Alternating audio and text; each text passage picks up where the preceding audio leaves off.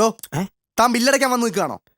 പിന്നെ ഞാൻ ഈ ക്യൂ നിൽക്കുന്നുണ്ടപ്പോ നീ എന്നെ വെച്ചാൽ സാധനം മേടിക്കാൻ വന്നാണ്. അല്ല, തന്നെ ആ ക്യൂവിലൊക്കെ കാണാറുള്ളൂ, അതുകൊണ്ട് പറഞ്ഞാ. എടാ, ആ ക്യൂ പോയി നിന്ന് കഴിഞ്ഞാൽ ഇവിടുത്തെ കറണ്ട് ചാർജ് അടയ്ക്കാൻ പറ്റുമോ? അതുകൊണ്ടാണ് ഈ ക്യൂ വന്ന് നിന്ന. താൻ വലിയ ഷോ ഒന്നും കാണിക്കണ്ട, മര്യാദക്ക് നിന്നിട്ട് അടച്ചിട്ട് പോ. വലിയ ഷോ ഒന്നും കാണിക്കണ്ടെന്ന്. ഷോ കാണിച്ചാൽ നീ എന്ത് ചെയ്യും? വിരല് ചൂണ്ടി സംസാരിക്കരുത്.